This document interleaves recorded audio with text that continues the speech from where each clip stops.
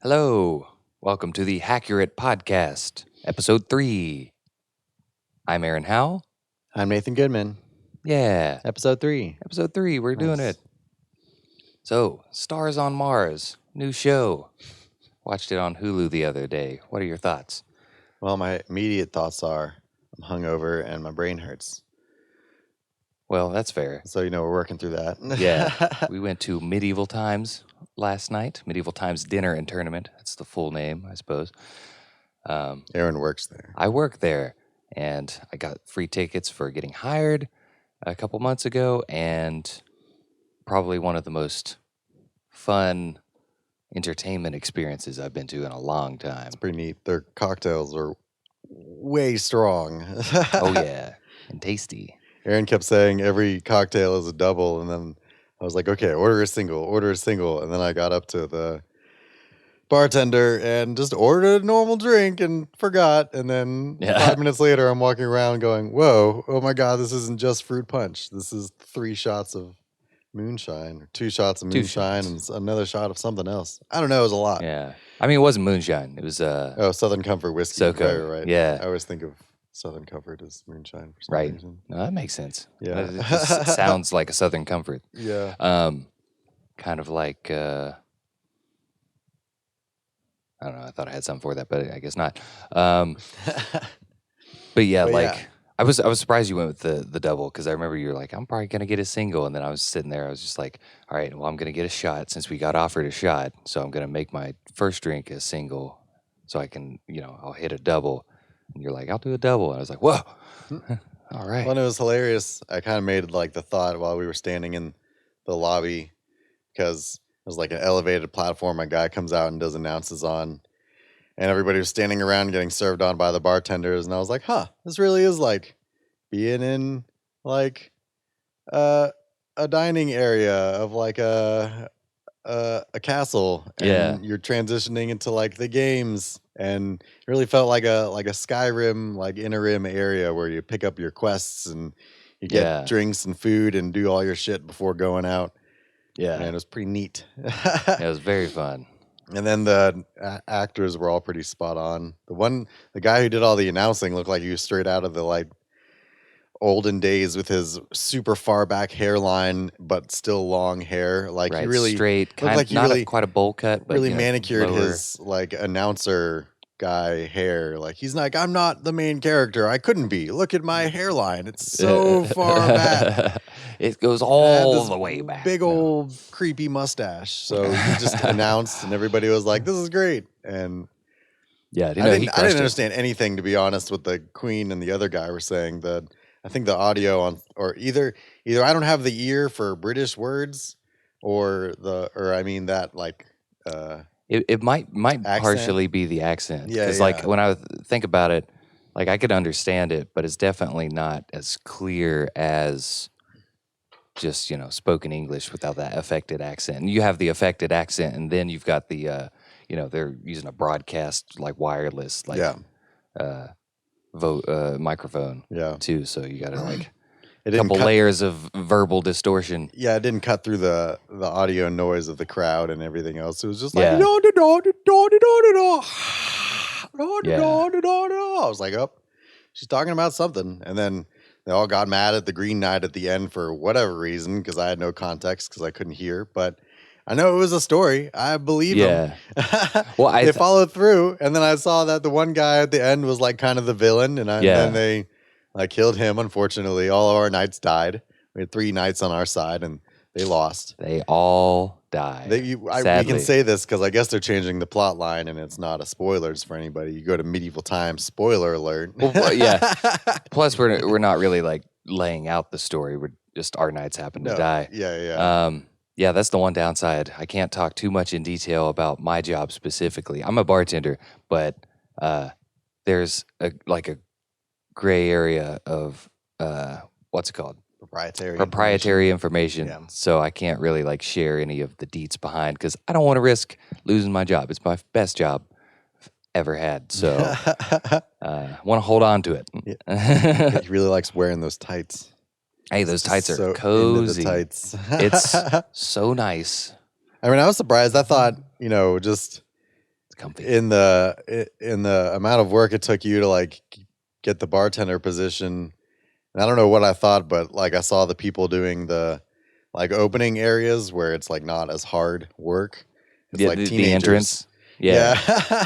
It's like some of the really, really young teenagers. I was like, whoa, you're coming here every day as like you almost look like a 19-year-old working at medieval times. That's pretty cool. Like it wasn't as Yeah, I think they the range barrier for between entry, it 16 to 19 for definitely some of the isn't as retail. high. Yeah. Yeah. Barrier for entry definitely doesn't seem as high age-wise for that particular place. But I mean, why would Yeah. any place with positions like that have a high barrier to entry? It doesn't really make sense. Yeah. I can't remember if you have to be 21 or at least 18 on there to do the bartending. I'm sure you have to be You have to definitely at least 21. be 18, I think, but they might have an extra stipulation saying 21 just for their processes. But I'm not entirely sure because I'm almost 30, so why would I worry about that? Yeah, right. Fuck a draft. Yeah, right. Got under that wire. Thankfully, then- hopefully there's there's no draft. But we're Yeah. not talking about war right now. We're talking about medieval times. And now we can shift and talk about that Stars show. on Mars. Yeah. So jump into Wow. the future. The future. Go from medieval times into surviving on Mars. Right, 1100s to probably the 2100s. I'm guessing If you at have our rate. Hulu, they have a totally outrageous show called Stars on Mars. Stars on And Mars. it's pretty pretty wacky. Very wacky. It's definitely not the people you would think would volunteer to do an intensive Mars simulating thing in terms of celebrities. But there's some athletes. There's like Spoilers. like Armstrong and Marshawn Lynch, right? And yeah, Marshawn Lynch and a couple other football players and some random people. But yeah, it's gonna be funny to see them if it gets any like level of professionality, because at the moment it's very like reality show kind of like haha fun times. Yeah. But then they faced their one challenge that like hit them at like 3 a.m. and everybody was a mess and Yeah. 4 people were standing around and they just had to kick somebody off Very for doing bad nothing. communication. And like having people go outside of like their little compound and stand on like a simulated Mars and blast sand at them is the most hilarious thing that I can conceptualize. Awesome. Like just thinking about the staff like off to the side, just dumping bags of sand in front of huge blowers, just blasting them at celebrities like at 4 a.m. It's funny Right. as shit. So cool. And they did a great job too, because you can't see exactly where they are, where it's coming from. I know, it's just, orange. It just looked like it was a windstorm on Mars. It was pretty cool. Like so far, I'm very happy with how deep into the production side of it they've gotten. Now, like kind of what you're saying is like, I feel like they're going to slowly see people start to take it more seriously as things get more intense. Because I'm guessing, like you're saying, they probably escalate the disasters Yeah. as the show goes on, which would make total sense. So, like, I feel like the people who start taking it more seriously will inevitably be the people who actually succeed. Because if you go in there with the mindset of just like, I'm on a reality show, not like I'm trying to survive space. Yeah. I think, at least for whatever level of realism they're going for, I don't think that'll be enough to just be like, I'm a personality.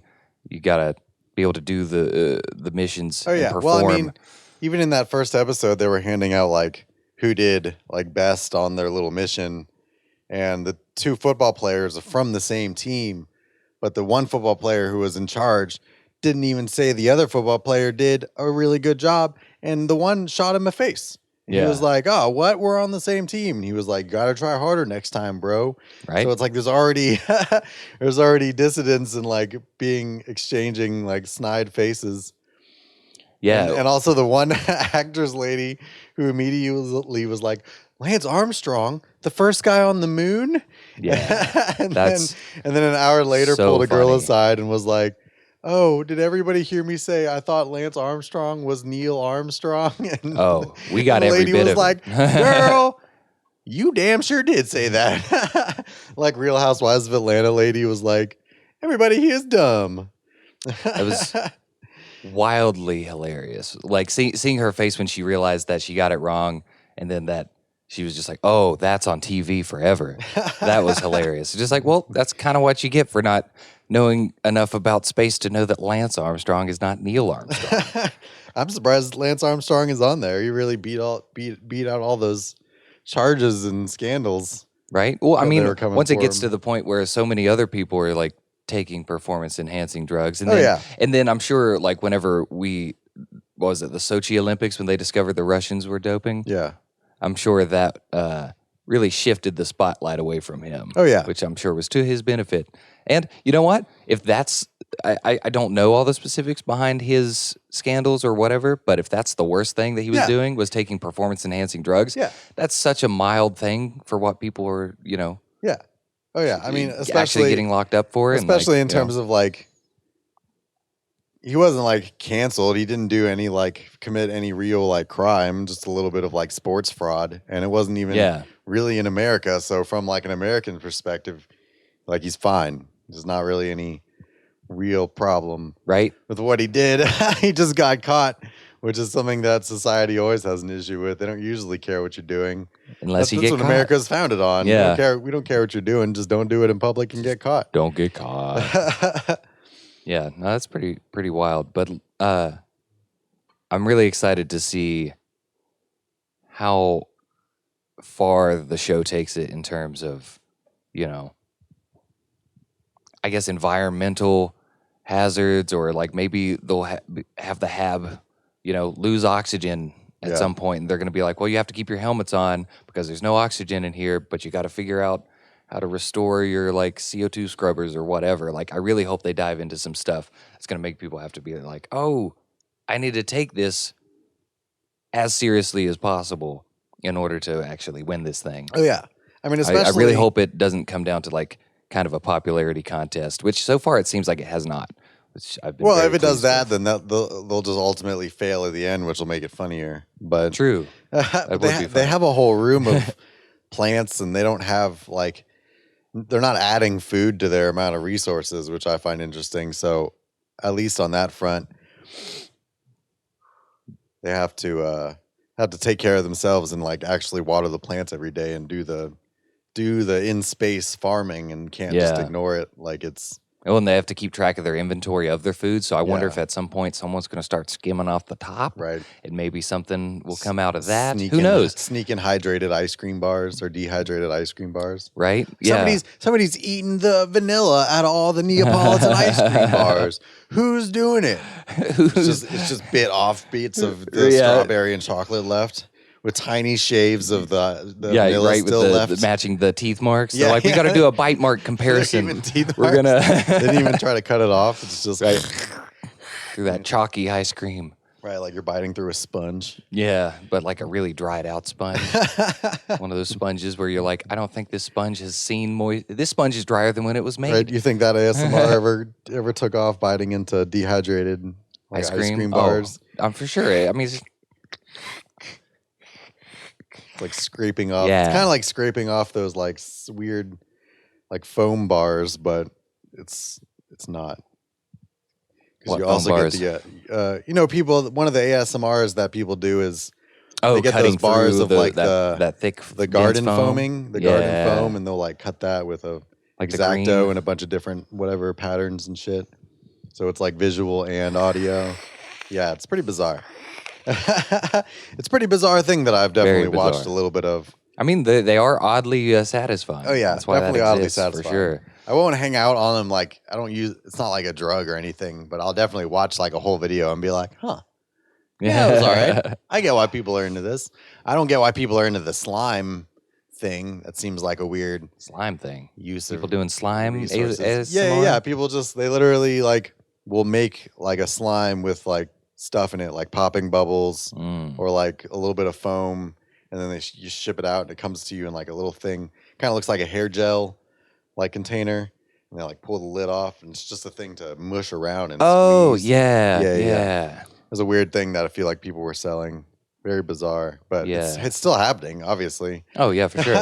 I get candy. I get selling weird candy. I get selling like other things like that. But I mean, I feel like the slime is like, what do you do after you've mushed it thoroughly? You just toss it. I guess. How much how because much of we're our that how much of our garbage is now full of like slimes and slimes that random people are things. just gooping together and then throwing in the trash. I mean, I'm sure so much of our garbage is made out of old toys and entertainment Oh, things absolutely. that people just, get rid of. And they're like, Right. well, I bought that, had it for a week. I bought something new the next week. So let's Right. throw it. After Throw it out. after we get annihilated by asteroids at some point, and the next society comes up, they're gonna think we were founded on fidget spinners and fidget spinners and iPhones. That's all they're gonna find. It's the You only know- thing that's gonna be left will be Nokias and fidget spinners. They're like, what are these? Yeah, definitely Nokia's. It's just bearings and small calculators. Weird, Right? They're like, what are these solar powered calculators So doing? many bearings, so many small spinny bearings. I feel like Bearing Street. I had the thought the other day too. We were watching So some movie, and I was just like, if any of our media survives, and people were able to, whomever a society was, like, were able to access the information and watch movies, and we have specific actors, and I was just like, I wonder if those actors would then just be viewed as like our mythology by that other civilization, and they're just like, wow, these people must have been like high royals or something, like yeah, just being like, wow, we've Like- seen that individual in several of these archives. like they were the Are they kings, kind of. archived? Yeah. Yeah, They're just like, the kings wow. of just appearing in things, the most acceptable faces and whatnot. Yeah. Yeah, Well, and imagine trying to suss out even like what's real in the data, because, to us, yes, they're movies, they're fake, but, if you're digging up something that you somehow can access. Oh yeah, it'd be impossible Yeah, you wouldn't know if something is specifically real or not, for sure. because it's outside of your civilization's understanding of comparison. Right. I mean, we discount. That's kind of like how, like, in that same vein, we kind of discount like ancient societies as like fiction really didn't come about until like way later in society, and it's like we don't really know that. I mean, I know we No. have a lot of stuff to look at, and so much of it's just letters and Yeah. informational charts and blah blah blah. Yeah. But it's hard to believe nobody at some point like didn't have a fictional thought and thought to put it to paper, and then I don't know, maybe that's where like magic people were, or I mean like bards would like punch up stories, and at some point they had to have realized they weren't telling real stories anymore. So there were probably unwritten fictions and like things like that, but in the same vein of kind of what you're saying, I feel like people in the future will see stuff and they'll have to just discount almost everything as a fiction. They're just like, that can't be true. Yeah. That can't be true. That can't be true. Burning Bush, Man on Cross, that can't be true. Fucking Tony Stark, that can't be true. Yeah, just all of it. They're like, none of it's real. They're like all of it is. Watching like the Titanic, being like, this might be real. This is as close as we've gotten so far. Right. Titanic and Wolf of Wall Street are the Right. only things that they land on that aren't fiction. Not a single Bible makes it through the apocalypse. Just Titanic and Wolf of Wall Street. And for some reason, The Mummy, Yeah. the first one, not the third one or the second one. So ancient societies will only know Egypt stuff and industrial ships and cocaine-induced 80s stock trading. That's it. That makes That's sense. what we're going into the future with. We'll be good with the industrializing, but I don't know about the stock trading. It'll be a kind of a Right. Well, and the pyramids will go. still probably be there, so they'll be like, Yeah. The Mummy makes total sense because these pyramids are who knows how old. They ride industrial ships to the pyramids. We still have the Mummy. It's kind of a similar similar time frame, right? Isn't that Right. Where's the Mummy set? The Mummy was set like what, 30s, I think, Yeah. maybe 1930s, It's a kind of similar time frame. because it was post World War Industrial. One, but I think Steam pre World War ships. Two. Were ships still steam powered? Maybe it's probably? the 20s to 30s. Yeah. Well, I mean, I think it's in the same time period. No, it's later than, I was thinking of that McConaughey Ironclad movie. But then I was just like, no, the Ironclads were like Civil War, I think. What's that? They were those boats that were just like, kind of built like battle bots that are wedges, where it's just like, there were steam powered boats that had metal plating on them and like cannons, but they'd use them for like river That combat. sounds like a World War One maybe thing. I don't They remember didn't if have they were around steam-powered boats and during World War Civil War. One. That Maybe sounds it was, crazy. yeah, World War One. That makes more sense. Right, and then Oh also, yeah, because like that takes place too. Because they're just like this boat made it across the ocean to Africa, and they're Right. like, how did it do that? I don't remember enough of the history around the actual Ironclads though. right, Like it could be post Civil War, pre World War One, yeah. maybe in that era. Because like I don't remember what conflicts they're specifically in. I wanna say Civil War, but I don't know. I'll Google it really quick, and Yeah. I'll vamp. That kind of just saying the word Civil War also like throws the theory that I've been thinking out there also about like when you go into the future, the farther into the future you get, it's going to be harder to get the information from previous times. And when you think about like if we do face like a post-apocalyptic scenario and somebody does have just like a database of things, say they try to search things like Civil War, you know, our Western like use of media and changing everything, like they'll have to wade through a crazy amount of content about like Marvel stuff and all Yeah. that things just because it's labeled Civil War. You know, you try to Google Oh Black yeah, Panthers yeah. these days and you have to wade through everything fictional just to get to, you know, real information about Right. about the Black Panthers. So it's kind of Start looking into Greek gods, it takes you to Yeah, more Marvel. exactly. and So you're it's just like oh my the goodness. historical erasure is definitely alarming, and I feel like What's like a lack of creativity too? I feel like. I mean I don't helps care. create that. I don't so much care about that. I just think it's not I mean, in like paying enough homage to where the names and the ideas came from. Like if there was the thing at the end of every Black Panther movie that was like the name Black Panther came from this, or like I get it's which founded from I think would show more a support comic for that book idea. Yeah. I mean, and I know they might be trying to distance themselves from things too, but I still think the idea of like using certain things so much that the original version you can't even find it out anymore, and like that's kind of I guess the bonus thing about Wikipedia that people have always hated, but you know you can scroll to the bottom of most things and it has like references or media references, Yeah, and it'll tell you, bibliography. well, and it'll tell you like this name came from this guy and the original Yeah. intention, and it give you all the links, and you can actually find context for the stuff you're looking for. But yeah, I find that interesting. Did you find out more about? Yes. So an ironclad is a steam propelled warship protected by iron or steel armor plates constructed from 1859 to the early 1890s. So Civil War. Whoa. The ironclad was, well, you know, the Civil War ended in the 60s, 1860s. The ironclad was developed as a result of vulnerability of wooden warships to explosive or incendiary shells.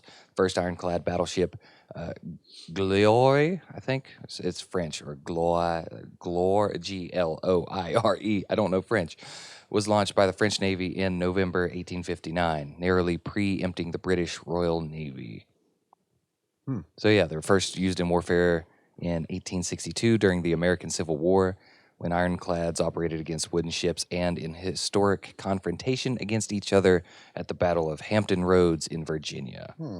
That's interesting. I didn't really realize. I guess that makes sense, but I didn't really realize there was that much river warfare in the Civil War. But Yeah, but I mean, sounds like there was a whole movie made about it. So Oh yeah, egg on my face. there's you know, like the rivers were the best, quickest ways for like moving resources. Oh yeah, and transportation trade. for sure. Yeah, I got a little bit of that in that one show, Frontier, I think it was called. I've heard of it, Did but it I've have not watched it. Momoa? I think it wasn't. It got really boring, to be Oh, did it? honest, just because the some of the characters that they just kept fake out deathing people. Like you'd be like, "Oh, I'm so glad we're over that villain," and then they'd be back with a redemption arc in like 2 episodes, and you're just confused as to why they didn't just introduce a new character or do something else. But yeah, there was it was all like pelt trading, pre-Civil War, pre-American founding.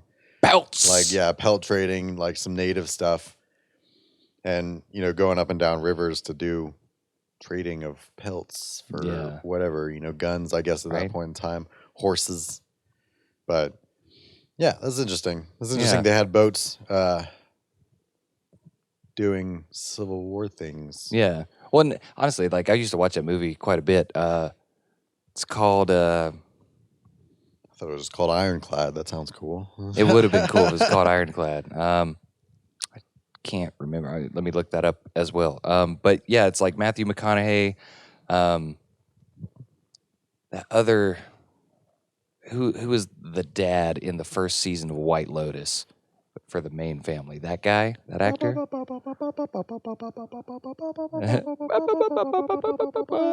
don't know. Let me just look it up real quick. I don't remember season 1. Yeah, there's just so much in those too. I guess it's very fair.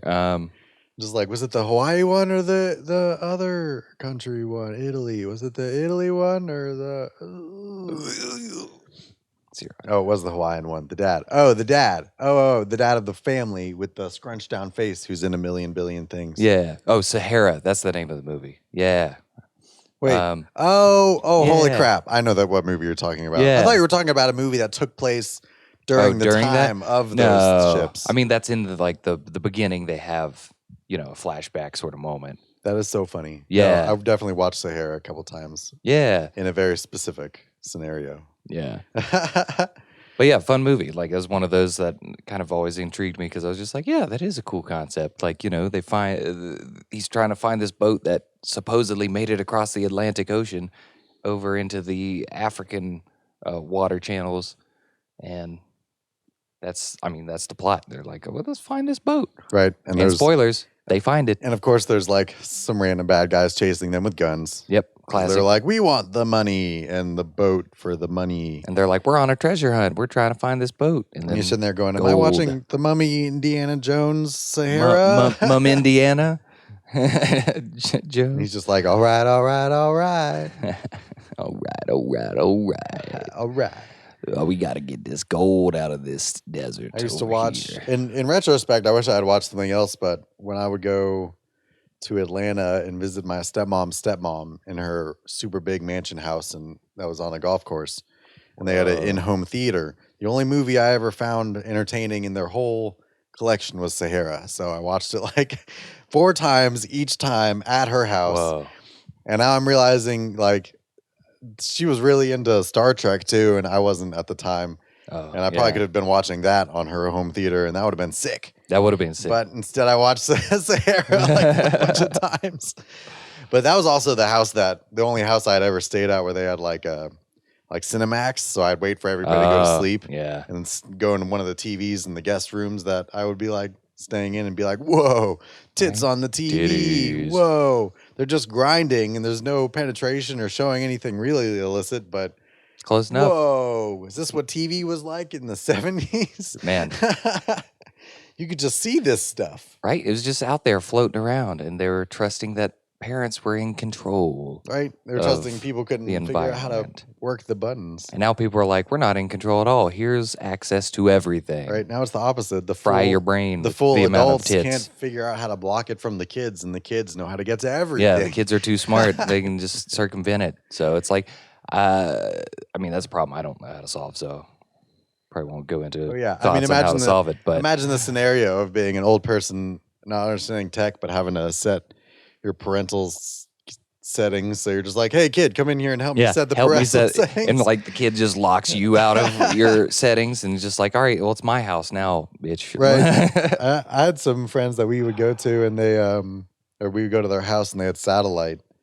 And they knew the password to get through stuff. So they just were, morally clean enough to not ever use the password. But if we ended up on like a channel, like randomly, it'd be like Toon Disney would just be like locked for no reason just because Dish Network was a garbage network. But so he'd be like, oh, I already know the password. I can watch Toon Disney. And I was like, if you know the password for Toon Disney, why don't I know the password for these other channels? And they're like, well, we're all teenage girls and we don't have the same motivations as you. Right? They're like, I never actually brought any of that up. I was just in that situation like, you guys have a lot of access? A lot of access. Wild. But we never had Dish either, so it didn't really matter. Right? I mean, shoot, the amount of times I remember trying to trash. Look up stuff on the computer and then cover my tracks and then figure out how to cover my tracks. Yeah. It's a lot of effort, a lot of work trying to also, I guess too, because I grew up with there always being computers around. Yeah. Because my dad was very tech savvy and knowledgeable, and so, when I started searching for stuff, and I was that age where I was just like, all right, I want to find pictures of boobs online. And then, I can't remember. I think I also knew already that, like, computer history was a thing. Yeah. So I knew that, like, couldn't just like look for something and it not be visible. Oh yeah. But I think it's BS that as a I'm parent, sure you I have thought to- I was craftier than I actually was, because they're my parents, they're adults, so I'm sure knew that, like, at times they were just like, all right, well, he's starting to explore these areas. yeah. Just being like, oh, what's that search thing, or Yeah. what's this website right Well, here? but it's also BS how you have to get to that point as a parent that you actually have to open your browser history just to check. I mean, I guess you should check anyway. Yeah. Maybe that's the flip side of it that I don't understand. Maybe, or that I'm not already privy to, is that you don't suddenly start checking. You always check from the beginning of their internet traveling, because you don't want them anywhere they shouldn't be anyway. True, yeah, Like because in a bad kind of way. I know my little brother saw some like violent stuff on the internet, probably younger than he Yeah. should have, and I didn't. Like I saw it, didn't see stuff until I was like 17, 18 when I was introduced to 4chan. But yeah, like he was way younger, I think, seeing people probably like smashed to death by cars and stuff. It's Oof. brutal. Yeah.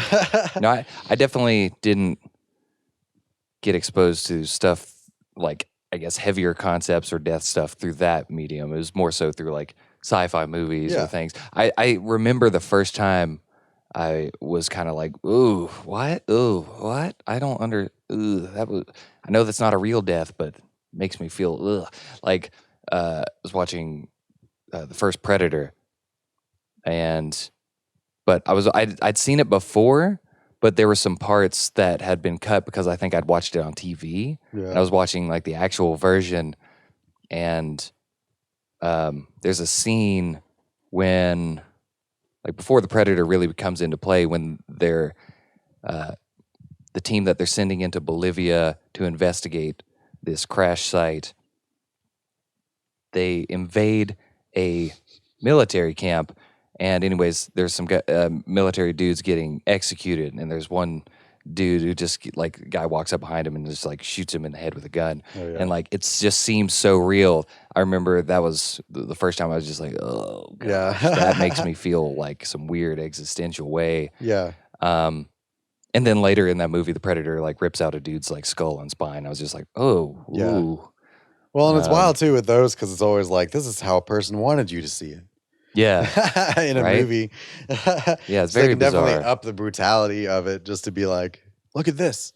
Yeah. Look at this. But I feel like stuff like that too has always kept me realistically grounded in understanding, like, knowing that, the media stuff is always fake, but knowing that like real things like that can happen, and like that life is more brutal in some ways. Oh yeah, I mean, it's worth seeing something to that extent, just so you know what's possible. I mean, if you shouldn't make it all the way into your late like car driving stage of your life without having like seen an accident, so you don't know what can happen.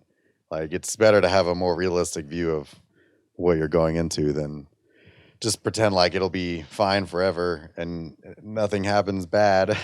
Yeah, no, that's not a good headspace to live in, because then anytime something bad happens, you're shocked and you don't know how to handle it. Yeah. Because the acceptance needs to be there. Well, that's how I feel like is what's happening with these like drivers around Scottsdale. It seems like some of them are getting so comfy with driving their big cars, and then I see some horrible accident involving two big SUVs, full grown adults, and I'm just like, what are you guys doing? Not paying What are attention. you guys doing probably. out here? Yeah.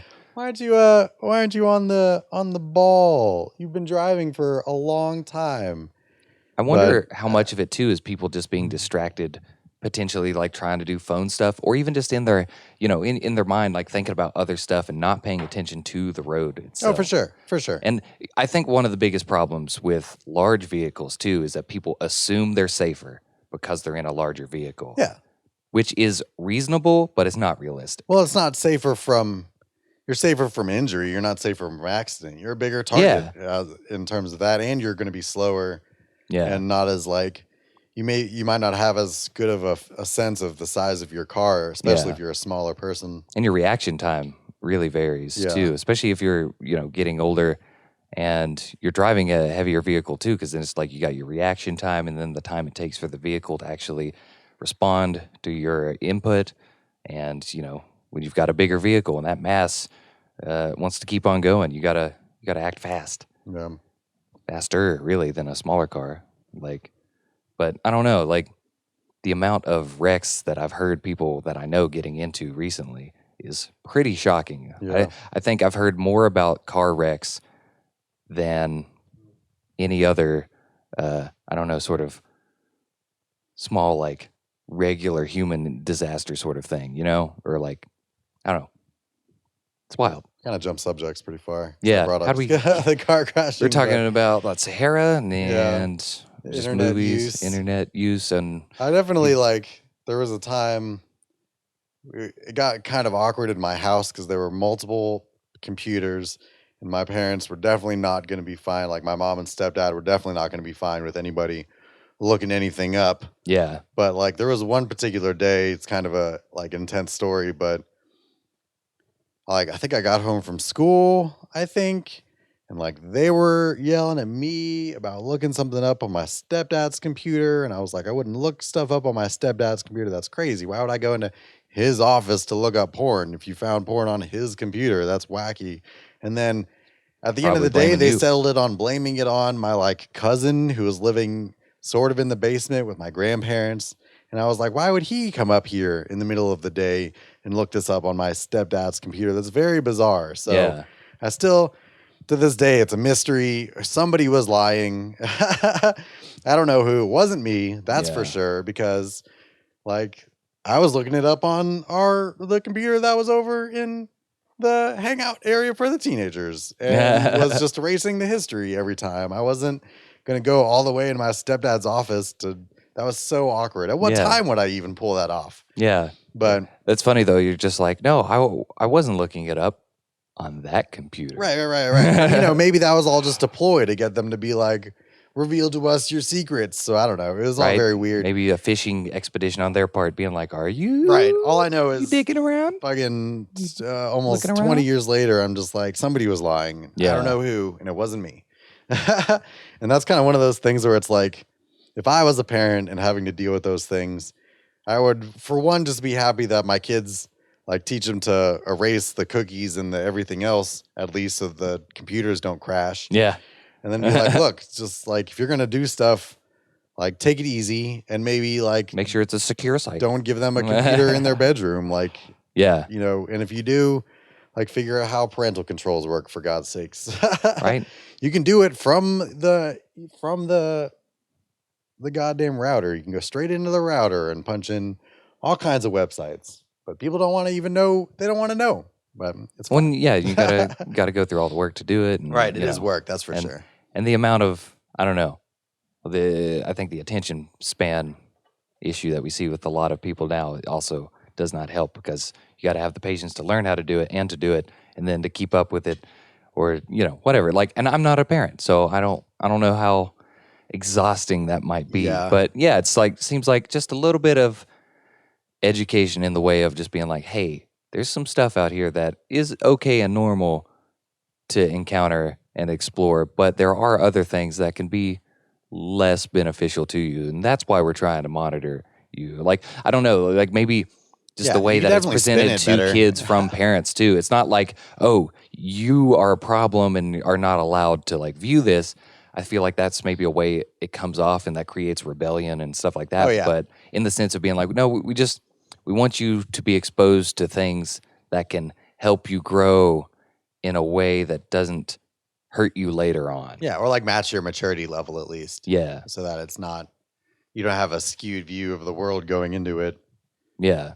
Well, because, in seeing how a lot of times a few individuals create bigger problems for a vast majority based off of their actions, maybe we need less men growing up assuming that treating women the way you see some people treat them, say in some porns, or just kind of with the over aggression of acting with women, where it's just let's evolve past this animal aspect of just being kind of a dominating, seemingly powerful douchebag when you're really insecure and probably going to be worse off for the women that you interact with. Sure. I mean, but I kind of feel like that's an indication of the trend of like how culture is going to go through, cycles continuously. And we're going to kind of, in the way that like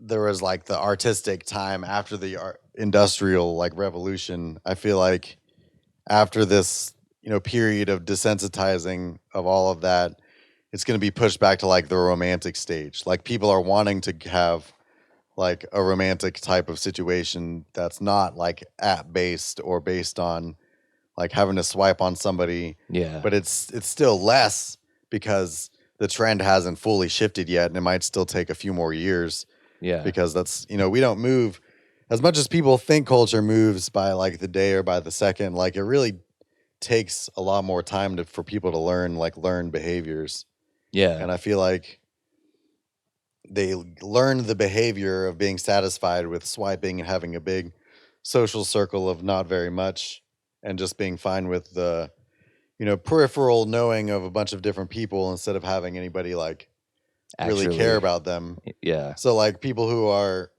were really invested in having large groups of people that they met through just like I don't know, I met a weird amount of people on Tinder or OkCupid that were like, I'm just looking for friends. And you're like, this is a weird place to look for friends. Yeah. I understand that you're a person who doesn't go out and stuff, but that's not the nature of this particular Yeah, it's like that wasn't the impetus for the thing. Like, isn't that what design. social media was for? It's Yeah. bizarre. Well, I mean, Facebook, I think it's commonly joked about, but it was meant for people to meet people for dating in colleges originally, if I'm not mistaken. And so even Facebook was originally for banging, which Yeah, is for not sure. surprising 100%. because that's kind of how we approach a lot of things in the world now, where our culture is just too horny for its own good. And so people are just, every platform turns into some sort of, Yeah. hey, I'm trying to get laid here. So like, even that's a huge part of what makes Instagram run is people getting these views just because they're like, scantily clad or whatever. And, if that's your thing and that's what you're trying to do, cool. But simultaneously, if things end up worse off for you later on because you spent too much time trying to get a bunch of attention from people you don't know versus cultivating good, close relationships, then that's on you. Well, but I also think back to my original point, which was just that, like, if you look at how, like, we shifted away from the, like, romantic sensibilities into, Yeah. like, the neurodivergent kind of area around what, like, that was, like, 2005 into 2008-ish is when things started shifting that way. And now we're only 15 years out of that, and it's kind of starting to push back where people are trying to find people through more organic ways, or they're at least starting to desire it despite not being able to get it Yeah. because of the function of all of these apps. And every company is just trying to put out a new app that's like, oh, if you want to find friends, or if you want to find the thing that you're specific into with this, instead of just using the social medias as how they were originally designed, which I find really funny. But it's just like it's splitting things up more instead of bringing them together. Whereas as humans, we could just revert to being like the romantic sensibilities of finding friends, like smaller groups that support us, and then finding like your significant other through more organic means. Yeah.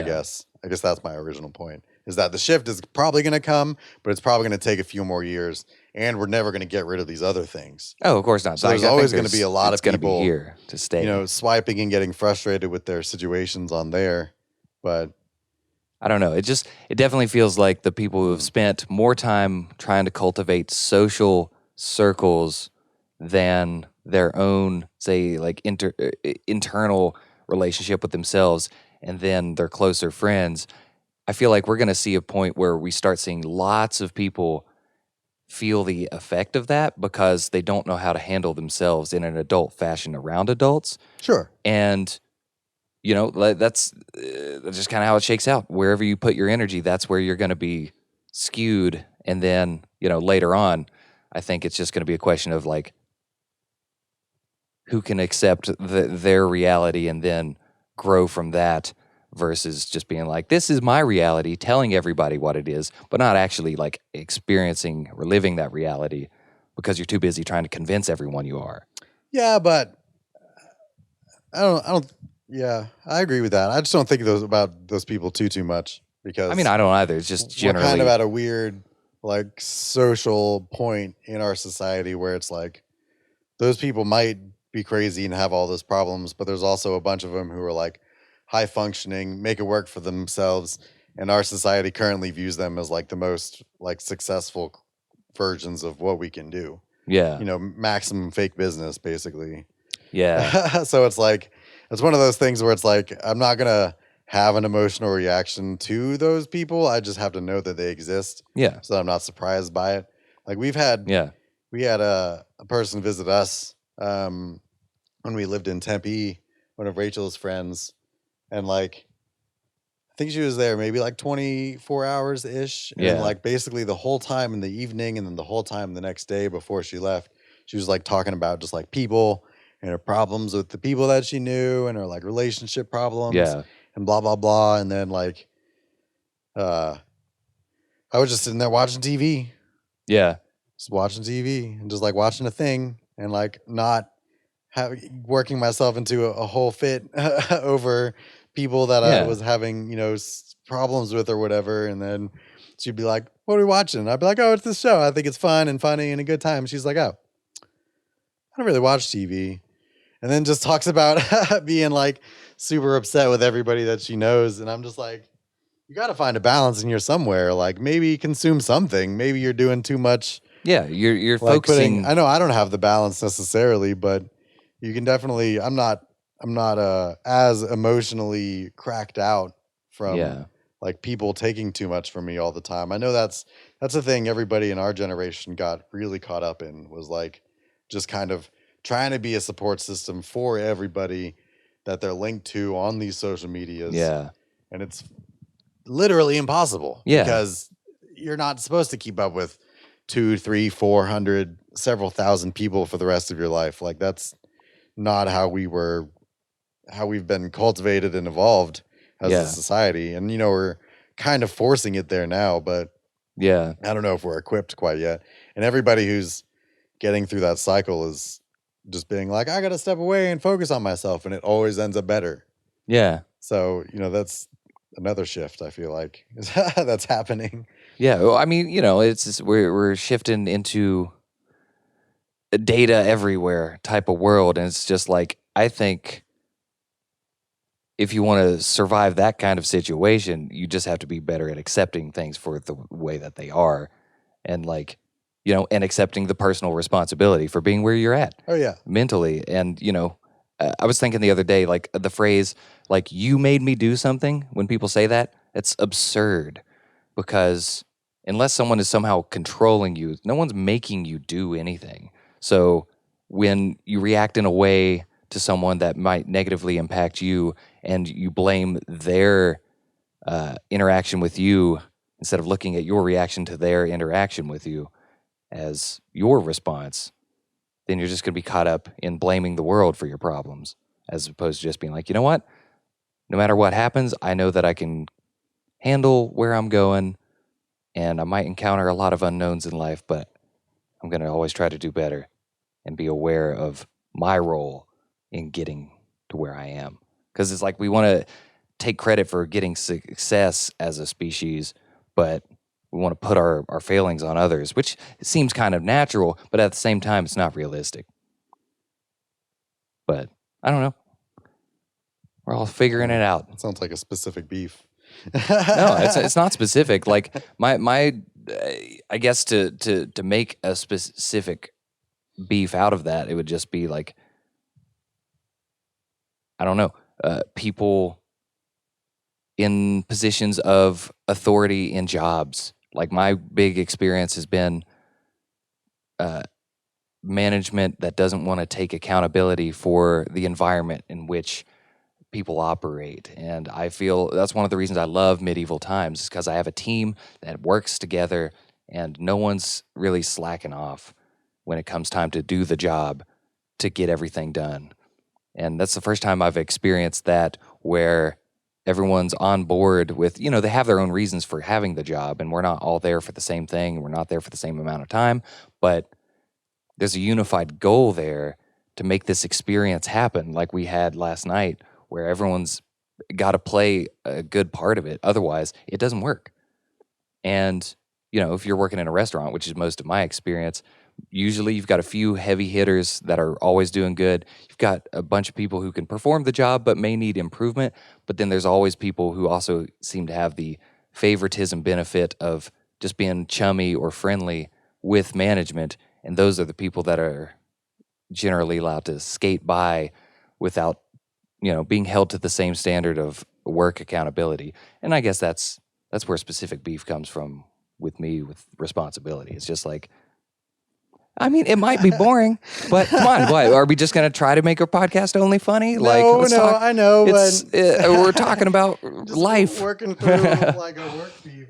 I don't want that to be the situation. I know it's a specific. I know you. Well, I'm not working through have work a beef. problem. I have no work beef. I know now. you have the problem with the people not having the accountability and the awareness. I know, but how am I supposed to help other people grow? Have an overarching thought about that situation, and you can't just be like, these people, their accountability problems and their awareness problems, and they're there. Like that's not a thing. What do you break through? What's the new thing about it? What's the new point about it? What's the new feature that you're coming to the conclusion of? There is no major point other than just that's a direction I think people need to. If you're out there and you're a person who does this, stop it. That's the point. Well, yeah, no, we just need to turn our, like say we're driving on this road of like, individual like storyline as people, but then, we're all driving on the road together. It's just like, we got to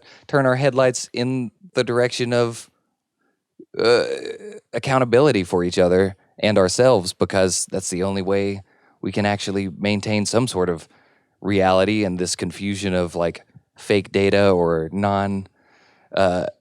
non-real. Like it just seems to be the only way to really navigate stuff, because you got to know yourself to be honest about what's happening. And if you can't know yourself and be honest, then you're just going to be struggling forever. Yeah. So like, I don't know. There you go. That's something. Yeah. See, like that's, I guess it, like, but that's the thing. It's hard to have these conversations constantly. So I guess in searching for an ultimate point, it's just more so just like, the point is that it just needs to be a thing that we're, I think, more aware of. Yeah. Because it's helped me get over a lot of stuff that I see people take issue with all the time because they don't seem to understand why they're upset. And it's like, well, maybe because you're not taking care of yourself in that regard, and being like, you know what?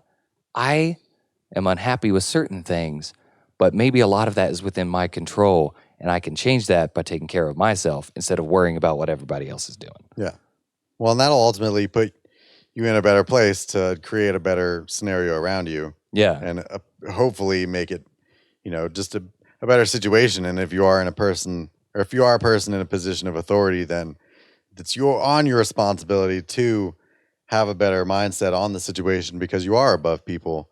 But yeah, it's definitely a weird thing with having to be a person underneath other people and being aware that the scenario could be better with certain touches. And you don't want to be that person who has to do all the work. Yeah. Like every time you go into a scenario and you're like, why would I have to do so much more work to make this function? And I know I could, but damn, I don't want to. Yeah. And I think that's really just the frustration I feel like a lot of people feel, because they know it's within their ability to solve the scenarios near them, but that it would totally obliterate like work-life balance if you go into most situations, and people are trying to find that in new jobs. And when they don't get it, then they stop caring. And especially if they're an authority, because then it's like, oh, I have this authority and everything's kind of functioning around me, so I can just let it go. But I mean, I think that's the crazy thing about with medieval times too, is seeing it go. It's like, you really can't be in any position, probably either from the bottom or top, and just be like, everything's fine for a day. I don't have to do anything. Yeah, Like no, everybody's got a schedule of shit that they have to do. And if it doesn't work, like we're not getting half chickens, or these horses are going to be angry, yeah, or exactly. There's or so all the many. crowns aren't going to be out properly, or we didn't order something, or like, yeah, it definitely seems like Yeah, there's so much minutia that everybody needs to be on the ball, which is how I think jobs are, and people are just gotten comfortable to not do them. Also, yeah. I feel And that way about driving and delivering. yeah, when I feel like, to just bring us back to a little bit of what we were talking about earlier, is just like I feel like that's because people are just too horny. Like I see most places I've worked, everyone's always trying to bang and just like one up one another, like especially if you're a guy, and like we've experienced this many times where dudes will just change their attitude if a woman is around Oh yeah. and start treating you like shit because they're trying to impress them. And that's such a weak lazy way to try and impress people and to seem attractive that, it's just like, come on, you're here for a job. What Yeah. are you doing? Yeah. You volunteered to be here. So just, can you do it instead of letting other people do the thing Right. for you? And I feel like that also goes into what we were saying too about people not going out and doing things, and they just think that their job is where they have to find the people to hang out with because they or to hit on because they're not Yeah. going to enough other locations to Which find other people. I would say I certainly understand because most of what I do is hang out here or go to work. But I'm aware of that, and I'm not trying to date anyone that I work with because I don't want to then complicate my job Yeah. with relationship stuff. And it's just, keep those things separate. And I know that for me to, I think, meet people that I would be interested in, I will have to go out and go do other things. But right now, I'm also just trying to save money Yeah, because it's the slow season. So I'm Organic. aware of all of that. But I'm not going to just default to trying to hit on people that I work with just because I'm not taking the time to go out elsewhere. Yeah. Like I get the impulse, but a little bit of self-control I think goes a long way to not complicating things, uncomplicating. Yeah, especially at work. I mean, like, you get into your adult years and then you finally realize the don't shit where you eat, like, metaphor is Yeah. about that. Yeah, absolutely. And some people may be able to pull it off, and that's definitely like a romantic ideal, but by and large, it's not a scenario that's been effective. You shouldn't really be a lot of workplace type romance things going on, and some jobs started making rules and shit about that, which is crazy. Yeah. I've never been in a job so big that they had rules about that. That'd be wacky. Yeah, like we definitely have a if a rank based non fraternization policy. So it's Yeah, like you well. can date people at your same level, but you can't date your boss. Yeah. Which makes total sense. Yeah. And just to talk about how effective like that medieval times is. I thought it was awesome that you noticed that when they started the show or when we opened the doors, it was so close to like the stated time that it just shows that you got to be dialed in Right. to doing the job to make that happen because they do anywhere around like probably like I don't know almost 10 shows a week, but like during their busier weeks you've got like at least 2 4 6, at least 8 shows a week, Yeah. probably if not more on average, and to make that happen successfully every time people Yeah. have to be on the ball. Yeah. And so you can't have people worrying about who's dating who or who's talking shit about someone else's relationship or who's trying to be in a triangle. Like it complicates things so much Yeah. that it begs to question what's your real goal here if that's going to be your focus versus trying to make this thing happen that you volunteered for. Right. No one forces you to work a job. Right. You volunteer for it. Well, sort of. I mean, society forces you yeah, to work a job. but the specifics of jobs, sure. like you're choosing these things, and that's a choice too. The problem is choice. Well, and it's also and you make these decisions, and you need to be aware of them. It's also probably been nice, like with that particular place, they only have like one meal that you can have, Yeah. so there's not a lot of varying in the things that you can do aside from having the drinks. Yeah. And like maybe the chaos elements of people drinking, but Yeah. Like it just functions one way every day. Like it's really not necessarily even like a restaurant. Like it's an event that you do and you just do the event over and over again. And it's Yeah. like, I think that it's almost like a theme park in that way. Oh, In the way absolutely. that like the people that are working it like are already settled into like the energy exchange and it doesn't affect them as much. So they're better just coming in, doing it every day, leaving. Yeah. Instead of, the restaurant life where things kind of change and there's always something different going on, or the menu's changing, or Yeah. it's not the same orders all the time, or Well, that's the cool it thing. definitely fluctuates. It's basically just inverted, because what we've got is it's always the same thing except for the guests.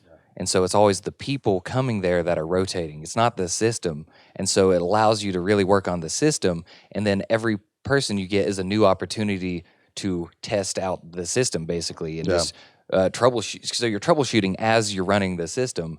And, I'd say at least once a shift, there's at least someone who has to be, we have to notify someone that someone in their section doesn't have their ID or something. There's always at least like one person per show who doesn't have a proper ID, or it's expired or something. And, it allows us to focus in on those aspects and make sure we're always doing that part of the job so people are legally safe as well and physically safe.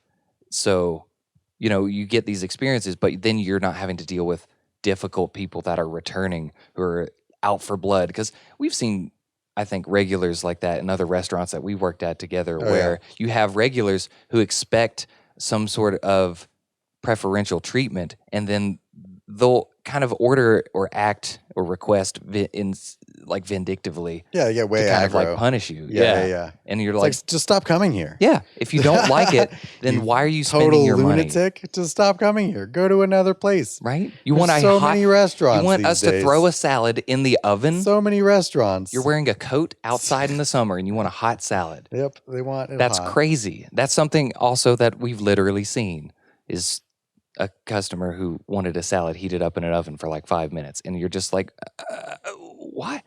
Why are we going through these lengths to make Wasn't you that happy? spinach salad though, was it? Because I'd heat up No, that it was salad. it was the salad with like the ham and everything on it, but they wanted the ham cold, which never made sense. They wanted heated salad with like cold ham on it and cold sprouts, but everything else they were like, throw it in the oven. That's funny. And they, expect that every time. Like they would expect people who'd never even seen them before to know that, and then they'd be like, well, it's what I always get, and they're punishing the servers for not knowing. And it's just like, not having that in my current job is amazing. Yeah. Because I know if I have a difficult person, all I have to do. To medieval times. Exactly. And like sometimes you'll get people who are just like, yeah, I've been to every castle, and like I've been to this castle a few times, but that's so rare. And most people are there to have a good time, so you get this energy of people really wanting to have a good experience. And it really helped going there yesterday to see the other side of it, to be like, this is what people are looking for, and I feel it and I get it. Yeah. And like I even sent a text to my coworker group chat last night. I was just like, that was so much fun. I see why we do it. And I'm excited about going to work today. Yeah. Because I think it's easy for me personally to feel disenchanted with going to work sometimes because of repetitive processes, but that's also, I think, what allows me to shine, because then I know what I need to do. And then when I see the excitement behind it, that gives me more motivation to be like, yeah, I want to provide that experience for other people now that I've felt it myself on that end. So it's like a good motivator too, and I want to do it for the people, and I want to do it for myself. We're here. Yeah. We're here medieval times. I gotta wrap. I gotta go to the bathroom. Oh, word. All right, y'all. We're going to wrap it up. Thank you for listening to the Hackurate podcast. Yeah, episode 3. Episode 3. My name is Aaron Howell. I'm Nathan Goodman. Thank you for listening. Bye. Bye.